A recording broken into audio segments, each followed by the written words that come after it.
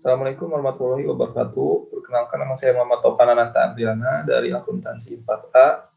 Di sini saya akan menjelaskan atau mempresentasikan tentang tugas laporan keuangan yang sudah saya kerjakan sebelum-sebelumnya.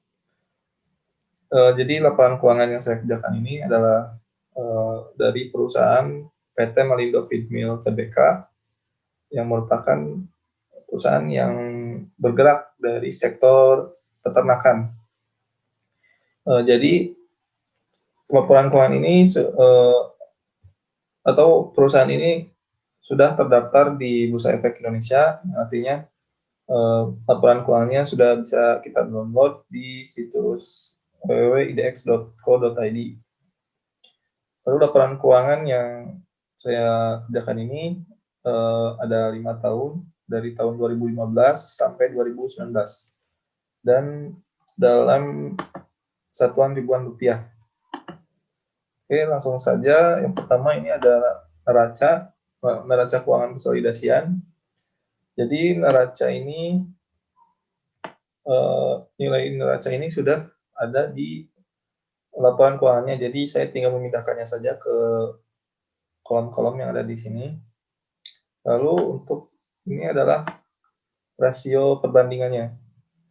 Cara mengerjakannya, ini yang pertama, ini ada kolom 2016 atas 2015. Jadi 2016 atas 2015 ini yang pertama ini ada rupiah. Ini cara mengerjakannya yang pertama ini dengan mengurangi nilai yang ada di tahun 2016 dikurangi dengan nilai yang ada di tahun 2015. Nah, hasilnya akan didapatkan sebesar ini. Nah, lalu untuk persentasenya ini didapat dari nilai rupiah yang ada di sini dibagi dengan nilai yang ada di tahun 2015. Lalu selanjutnya ini rasio. Rasio ini didapat dari nilai yang ada di tahun 2016 dibagi dengan nilai yang ada di tahun 2015, maka hasilnya besar ini. Nah, seterusnya sampai ke bawah itu sama pengerjaannya, tinggal dilanjutkan saja atau tinggal di drag ya, bisa di drag supaya lebih cepat. Nah, lalu untuk tahun selanjutnya yaitu tahun 2017 atas 2016. Nah, ini cara pengerjaannya sama seperti tahun yang sebelumnya. Kita tinggal menghitungnya saja. Kalau yang rupiah berarti kita kurangi nilai yang 2017 dikurangi nilai yang ada di tahun 2016. Untuk persentasenya kita tinggal membaginya nilai rupiah yang ada di sini dengan nilai yang ada di tahun 2016. Nah, lalu untuk rasionya kita tinggal membaginya nilai yang ada di tahun 2017 dibagi dengan 2016, maka hasilnya segini. Nah, seterusnya sampai ke bawah ya, itu caranya sama, dan tahun-tahun selanjutnya juga sama caranya. Nah, selanjutnya kita ke laporan laba rugi. Nah, untuk laporan laba rugi juga sama. Jadi ini misalnya tahun 2016 atas 2015. Rupiah ini didapat dari hasil pengurangan tahun 2016. Nilai tahun 2016 dikurangi tahun 2015, maka hasilnya segini. Nah, untuk persentasenya kita tinggal membaginya nilai yang ada di sini yang rupiah ini dibagi dengan tahun 2015. Lalu untuk rasionya ini kita tinggal membaginya nilai tahun 2016 dibagi nilai yang ada di tahun 2015. Nah, hasilnya segini.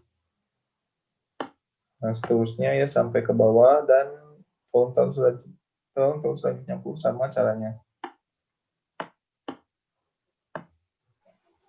Nah, jadi kita langsung saja ke analisis rasionya. Nah, analisis rasionya ini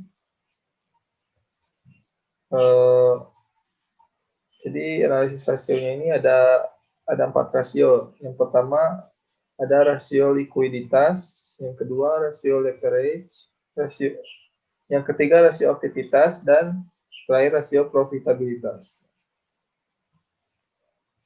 Jadi untuk rasio likuiditas ini ada current ratio, activitas ratio, cash ratio, working capital to total asset ratio. Ya cuma ada 4. Nah, dan ini adalah rumusnya. Yang current ratio ini total aktiva lancar dibagi dengan utang lancar. Nah, nilai ini itu ada di neraca ya, neraca yang kita jelaskan tadi. Jadi tinggal membaginya saja dan hasilnya adalah 1,26. Nah, ini di tahun 2015. Tahun selanjutnya pun sama caranya dengan membagi nilai total aktiva dengan hutang lancar. Nah, untuk activitas rasio ini jadi perhitungannya adalah aktiva lancar, nilai aktiva lancar dikurangi persediaan lalu dibagi dengan hutang lancar. Nilai-nilai ini pun sama terdapat di laporan keuangan. Nah, begitupun seterusnya. Lalu untuk cash ratio, nah ini cara menghitungnya dengan menjumlahkan kas dan surat berharga dibagi dengan hutang lancar. Nah, ini juga sama nilainya terdapat di laporan keuangan. Lalu selanjutnya ada working capital to total asset ratio. Nah, jadi nilai aktiva lancar dikurangi utang lancar dibagi total aktiva. Nah, ini juga sama terdapat di laporan keuangan. Nah, mungkin seterusnya juga ini kita tinggal mengikuti rumusnya saja dan nilainya pun sudah terdapat di laporan keuangan. Jadi kita tinggal menghitungnya saja. Nah,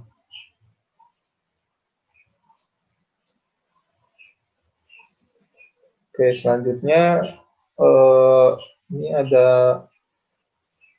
tugas PPT pertemuan ketiga. Nah, ini tentang analisis rasio perusahaan X pada tahun 2017. 31 Desember 2017. Nah, jadi ada rasio likuiditas dan rasio solvabilitas. Nah, ini sudah ada rumusnya ya, tinggal masukkan aja angka-angka yang ada di PowerPoint-nya, lalu kita hitung. Nah, jadi gitu. Lalu selanjutnya ini ada analisis common size. Jadi common size ini adalah perhitungannya seperti ini. Jadi untuk neraca ini kan ada dua jenis. Maksudnya kategori aset dan ekuitas itu pertama ada aktiva dan pasiva. Nah, aktiva ini terdiri dari aset. Nah, jadi common size ini adalah menghitungnya dengan cara membagi nilai ini dibagi dengan jumlah aset atau total aktivanya. Maka hasilnya adalah 13%. Nah, begitupun ke bawahnya atau seterusnya. Jadi patokannya ini dibagi atau nilai pembaginya ini adalah total aset. Nah, jadi nilai-nilai ini dibagi dengan total aset. Maka hasilnya adalah sebesar ini.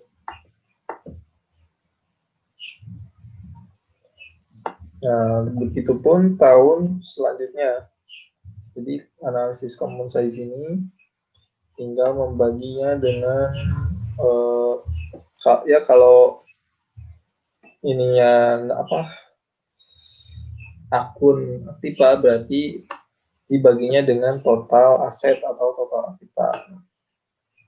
Nah, sekarang kita ke ini akun pasifanya. Akun pasifa ini terdiri dari liabilitas, lalu ada dana sirkah di sini, dan ekuitas. Nah, jadi cara menghitungnya adalah dengan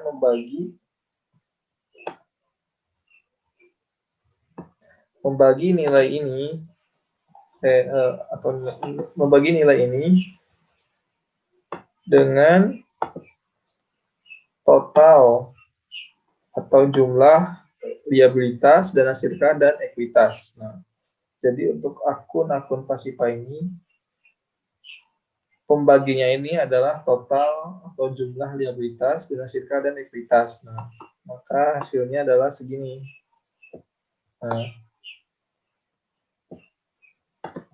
Nah, begitupun tahun-tahun selanjutnya caranya sama dengan membagi jadi nilai pembaginya ini adalah total liabilitas, dana sirka, dan ekuitas. Nah, selanjutnya laporan laba rugi. Nah, untuk laporan laba rugi ini nilai pembaginya ini adalah penjualan bersih. Nah, jadi cara menghitung common sense ini adalah nilai pada tahun 2015 yang di sini dibagi dengan penjualan bersih. Nah, di sini hasilnya 100%. Nah, untuk selanjutnya, misalnya ini beban pokok penjualan dibagi dengan penjualan bersih, maka hasilnya adalah minus 85%. Nah, begitupun selanjutnya, terusnya sampai ke bawah ya. Jadi, kita tinggal membaginya saja dengan nilai penjualan bersih.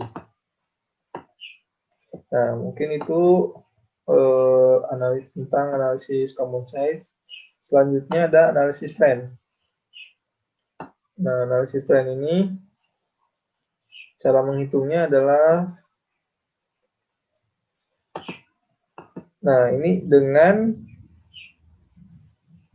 membagi nilai tahun sekarang dibagi dengan nilai tahun sebelumnya. Misalnya tahun 2015. Nah, karena tahun 2015 ini tidak ada nilai tahun sebelumnya, itu 2014, jadi cara menghitungnya adalah nilai tahun 2015 dibagi dengan nilai tahun 2015 lagi. Jadi misalnya di sini akun kas dan setara kas. Nah, dulu cara menghitungnya nilai kas pada tahun 2015 dibagi dengan nilai ini lagi. Jadi hasilnya 100%. Nah, begitu pun seterusnya caranya sama. Nah, untuk tahun selanjutnya, tahun 2016, ini cara menghitungnya adalah dengan membagi nilai yang ada di tahun 2016 dengan tahun sebelumnya, yaitu tahun 2015, maka hasilnya adalah 28%. Nah, begitupun seterusnya, itu tinggal membaginya dengan tahun sebelumnya. Nah, karena 2015 ini sebagai tahun dasar, jadi menghitungnya tahun 2017 juga ini dibaginya dengan tahun 2015, jadi bukan tahun 2016 atau tahun sebelumnya. Jadi patokannya ini atau nilai pembaginya ini adalah tahun 2015. Jadi misalnya ini tahun 2017, nilai tahun 2017 dibagi dengan tahun 2015, maka hasilnya 33%. Nah, begitupun seterusnya sampai ke bawah, nilai ini dibagi dengan nilai ini. Nah, untuk tahun 2018 juga sama, nilai yang ada di tahun 2018 dibagi dengan nilai yang ada di tahun 2015. Nah, tahun 2019 juga sama, nilai baginya itu adalah tahun 2015, maka hasilnya segini. Terusnya sampai ke bawah. Nah, lalu ini ada analisis tren raca. Ini untuk sub akunnya. Jumlah aset lancar. Jadi ini tinggal memasukkan ini aja ya, yang sudah ada di sini. Persentase yang ada di sini. Tinggal masukkan saja sesuai dengan nama sub akunnya. Lalu ini ada grafiknya. Nah, ini untuk laporan laba rugi. Laporan laba rugi juga sama, tahun 2015 ini analisis trennya dijadikan sebagai tahun dasar. Jadi tahun pembaginya. Misalnya ini tahun 2016, nilai tahun 2016 dibagi dengan nilai tahun 2015, maka hasilnya segini. Nah, untuk tahun selanjutnya juga sama, nilai ini dibagi dengan nilai tahun 2015. Hasilnya segini. Nah, Ini ada analisis tren, laporan laba rugi. Nah, ini untuk sub akunnya. Ini juga kita tinggal memasukkan aja yang sudah ada di sini, yang sudah ada di tabel ini. Tinggal kita masukkan angka-angkanya sesuai dengan sub akunnya. Ini untuk grafiknya. Lalu selanjutnya ada analisis Dupont. Nah, analisis Dupont ini, nah cara menghitungnya ini adalah, ini penjualan ini sudah ada di data laporan keuangannya sesuai tahun tersebut. Lalu HPP ini sudah ada di analisis rasio ya. Nah, kita tinggal cari HPP. Mana HPP? Nah, HPP-nya ini adalah 4 miliar sekian. Jadi kita tinggal masukkan saja ke sini. Lalu biaya operasi juga sama, kita tinggal masukkan yang ada di analisis rasio ke sini.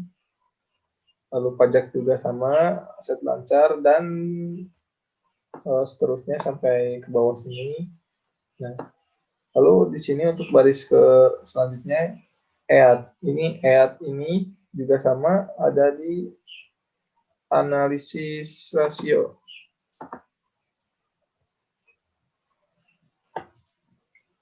Nah, nilai EAT juga, nah sama EAT. Ada di sini analisis rasio, jadi kita tinggal pindahkan saja ke sini. Lalu penjualannya juga, total aset, total liabilitas, dan modal. Nah, lalu untuk baris selanjutnya ini net profit margin. Jadi cara menghitungnya ini dengan cara kita tinggal membaginya saja antara EAT dengan penjualan, nilai penjualan. Maka hasilnya adalah segini. Nah, itu untuk net profit margin. Lalu untuk aset turnover adalah nilai penjualan dibagi dengan total aset. Maka hasilnya segini. Lalu total liabilitas plus modal ini ditambah, hasilnya segini. Lalu stockholder equity ini adalah equity yang ada di analisis rasio, jumlahnya segini. Lalu equity multiplier ini adalah hasil pembagian dari total liabilitas plus modal dibagi dengan equity. Maka hasilnya segini. Untuk ROI ini kita lihat dulu yang ada di analisis rasio. ROI.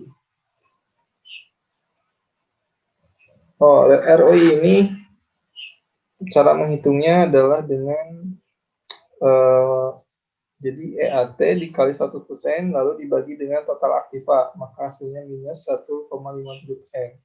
Berarti kita tinggal memindahkannya saja yang ada di analisis rasio di sini.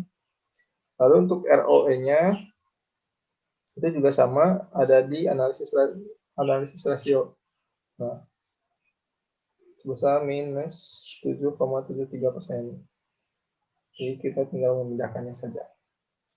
Nah, jadi analisis Dupont ini kita hanya tinggal memindahkan nilai-nilai dari analisis rasio yang sesuai dengan nama ini akunnya atau nama perhitungannya, nama-namanya. Nah, untuk tahun selanjutnya pun sama, caranya seperti itu. Nah, untuk selanjutnya ini ada tugas PPT pertemuan keempat. Nah, ini tentang analisis Dupont.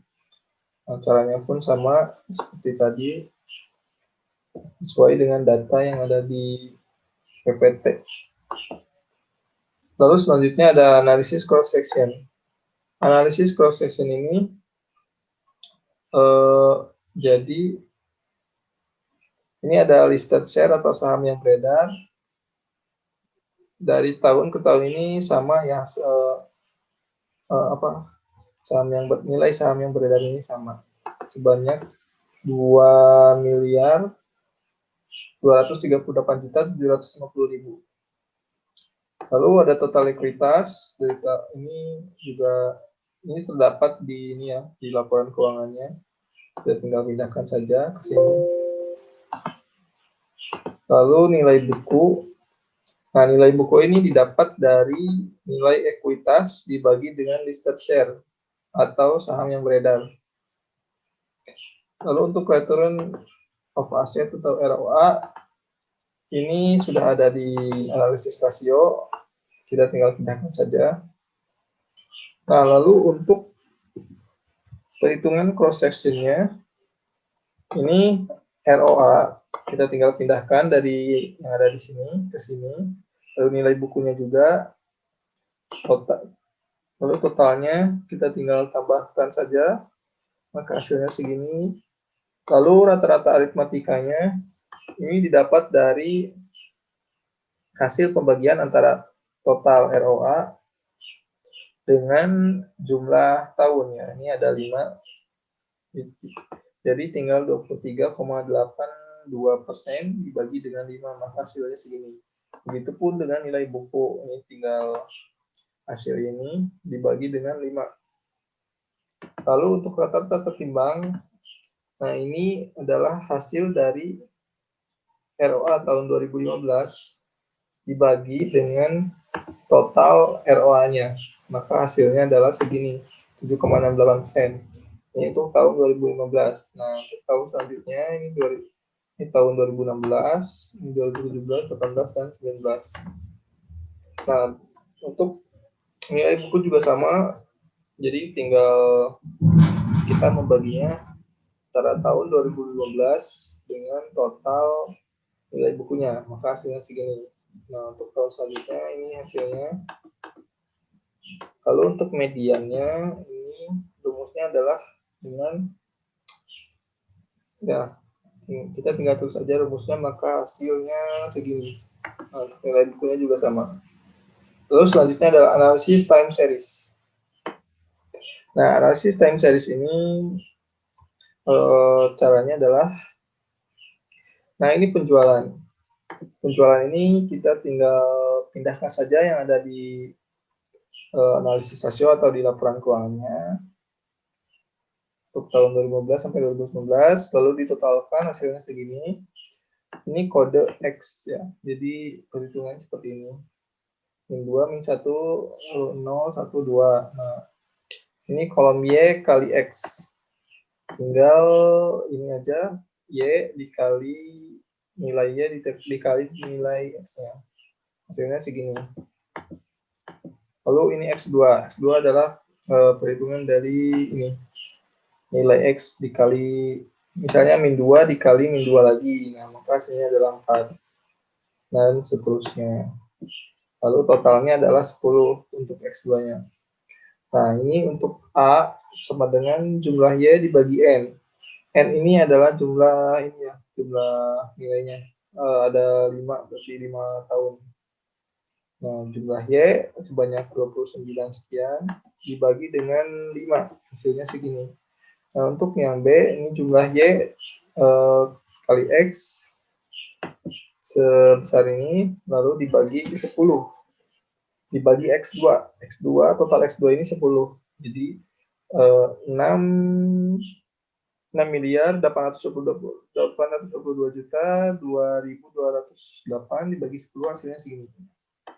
Lalu jadi persamaan trennya, ini rumusnya adalah Y sama dengan total ini, total A,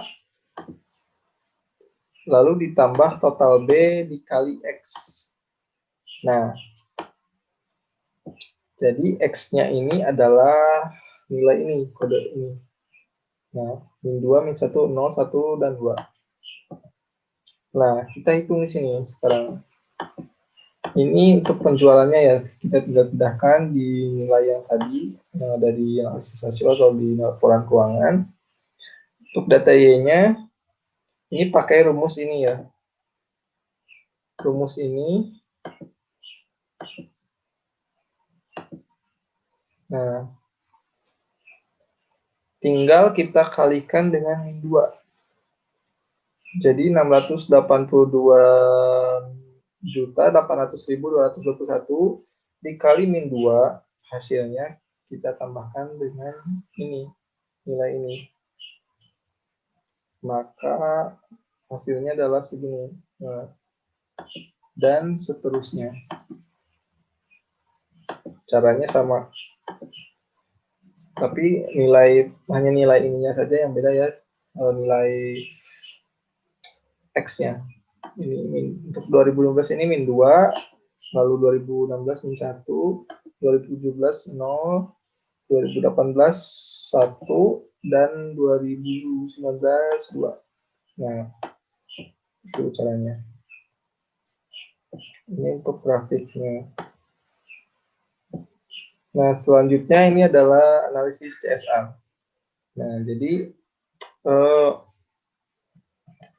ini ada analisis CSR dengan metode archival. Analisis CSR archival. Oke, jadi maksudnya nilai-nilai ini adalah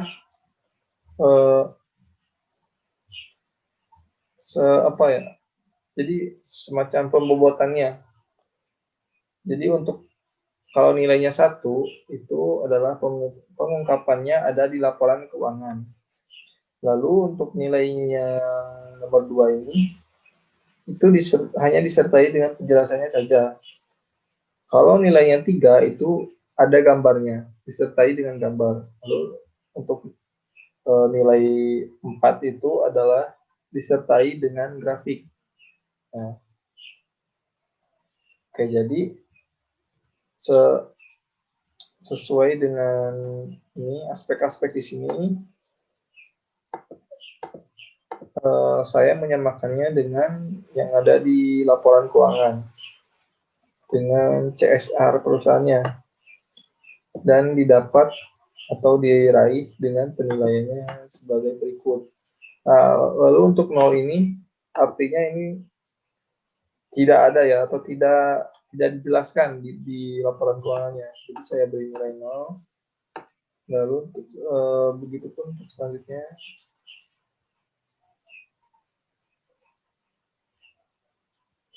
Nah, jadi ini totalnya sebanyak 58 nilainya. Nah, jadi itu untuk analisis CSR archival. Dan yang terakhir ini ada analisis deskriptif. Nah, analisis deskriptif ini jadi ini jadi program-program yang ada di perusahaan atau CSR perusahaannya ini tahun 2015 ini perusahaan melakukan ini CSR di 3 bidang ini. Ada kesehatan, keselamatan kerja, lalu bidang pendidikan, bidang sosial. Nah, ini keterangannya. Jadi melakukan program donor darah, lalu untuk menerapkan etika kerja dan lain sebagainya. Jadi ini program CSR yang sudah dilakukan oleh perusahaan. Nah, ini dari tahun ke tahunnya. Nah, jadi ini semua terdapat di laporan keuangannya. Jadi kita tinggal memindahkannya saja dan menganalisisnya. Oke, mungkin sekian penjelasan mengenai tugas laporan keuangan yang dapat saya jelaskan. Kurang lebihnya mohon maaf. Wabillahi taufiq wal hidayah. Wassalamualaikum warahmatullahi wabarakatuh.